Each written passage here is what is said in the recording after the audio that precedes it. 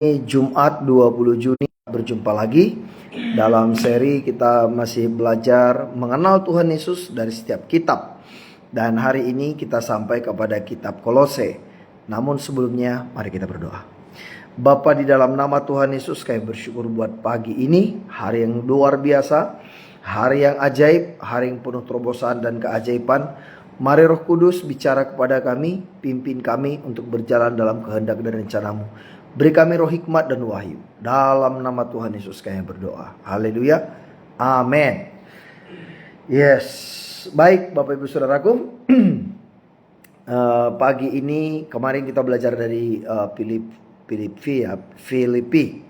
Dan kemudian pagi ini kita belajar dari kitab Kolose.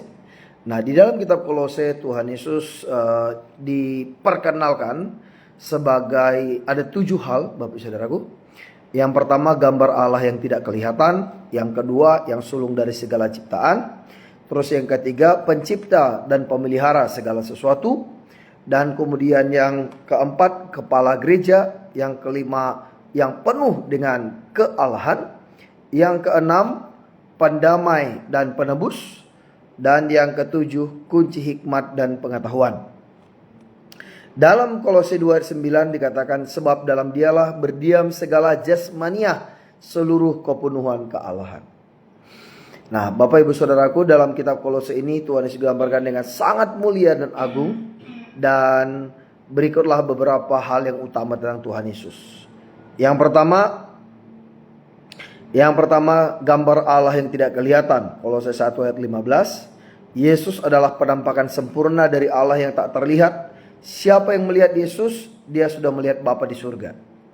Ya, itu yang Tuhan Yesus katakan di dalam Yohanes 14 ya. Terus kemudian yang sulung dari segala ciptaan. Kolose 1:15. Bukan berarti Yesus ciptaan, bukan berarti Tuhan Yesus diciptakan, Bapak Ibu Saudaraku.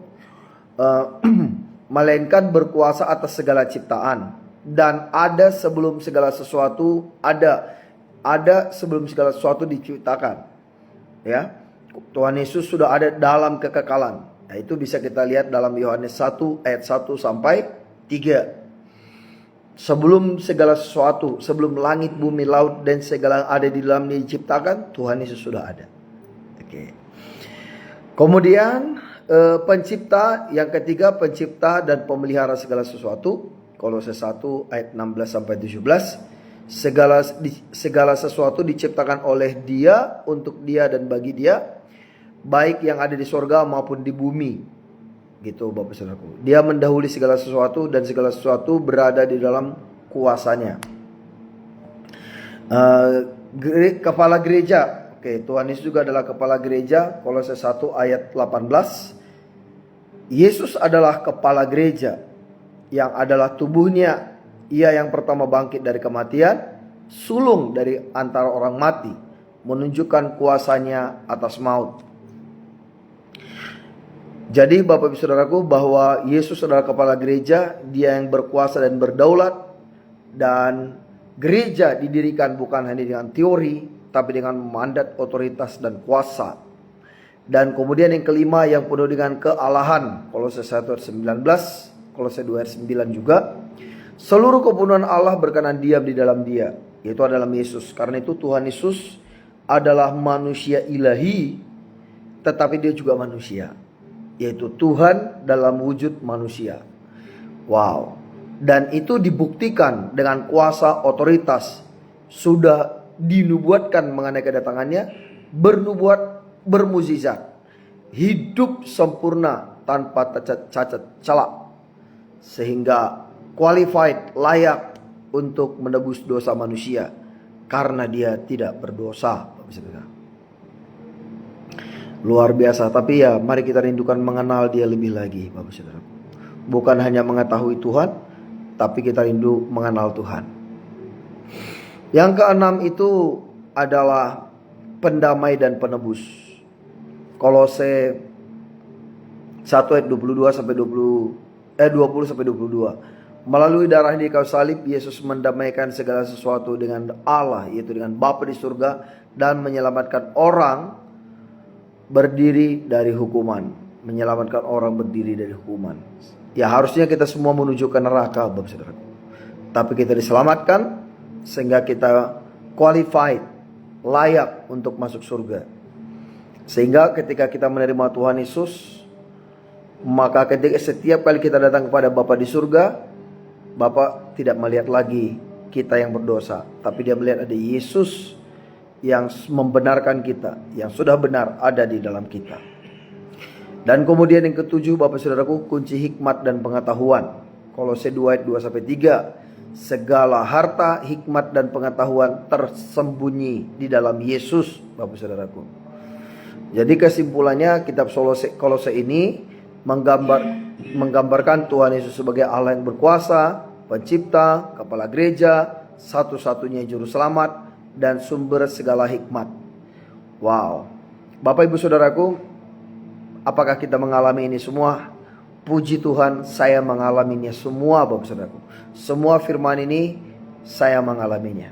Sumber hikmat di mana sejak saya menerima Tuhan Yesus, itu benar-benar Tuhan mengubah dari kelas buangan naik kelas unggulan, uji kompetensi, juara 1 gitu ya, dapat beasiswa, bahkan sampai dapat beasiswa di Kanada. Ya, orang kampung begitu ya. Tuhan bisa ubah pola pikir, cara pandang, Bapak Saudaraku. Nah, jadi bagaimana kita melihat yang pertama tadi dikatakan Tuhan Yesus adalah gambar Allah yang tidak kelihatan.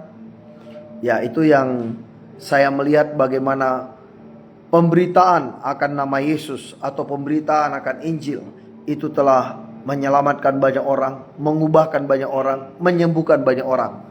Bahkan pagi ini ada kemarin Bapak Saudara dari jam 9 setengah 10 ada 2 hamba Tuhan datang, kami sharing sampai jam 1 sampai jam 1 pagi ini, Bapak Saudaraku. Nah, apa yang membuat kita itu excited gitu ya sampai cerita 3 jam lebih, yaitu kita membahas apa yang Tuhan Yesus sudah lakukan dan apa yang Tuhan Yesus sedang lakukan, dan juga apa yang Tuhan Yesus juga akan lakukan. Ya, setidaknya apa yang kita dapat lah. So Jesus is amazing. Jesus can do anything, Bapak Saudara. Mari kita rindukan untuk mengenal Dia lebih lagi. Haleluya. Ini luar biasa, Bapak Saudaraku. Jadi kalau Bapak Saudara ada yang perlu kita doakan, kita mau sepakat dengan Bapak Ibu Saudara, kita berdoa sampai sesuatu terjadi. Push, pray until something happen. Never stop sebelum kita melihat jawaban doa. Amin, Bapak Saudaraku. Alright, Bapak Saudara yang mau ada dukungan doa boleh japri, boleh juga ditanyakan saat live, atau juga kalau ada yang perlu didoakan, kita mau berdoa, kita mau sepakat dengan Bapak Ibu Saudara. Kalau juga ada yang mau berbagi kesaksian, mau berbagi rema, berbagi hikmat yang Tuhan berikan, silakan Bapak Saudara.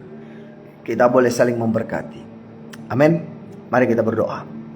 Bapa, di dalam nama Tuhan Yesus, terima kasih buat pagi ini. Terima kasih buat setiap umat-Mu yang sedang menonton dan juga yang akan menonton, yang mendengarkan firman-Mu Tuhan. Mari berkati, beri hikmat, beri pengertian, beri pewahyuan untuk boleh menangkap daripada Tuhan.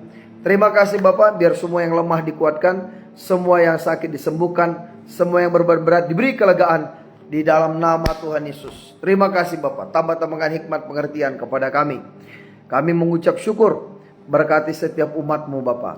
Kami bersyukur semua yang bekerja, yang berusaha diberkati, semua yang melayani diberkati. Kami terima berkat kami dengan utuh dan sempurna.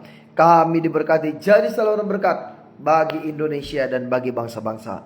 Dalam nama Bapa, Putra dan Roh Kudus, dalam nama Tuhan Yesus kami bersyukur dan kami berdoa. Haleluya. Amin, amin, amin, amin. Amin, Bapak Saudaraku, selamat beraktivitas, selamat melayani. Tuhan Yesus memberkati. Shalom.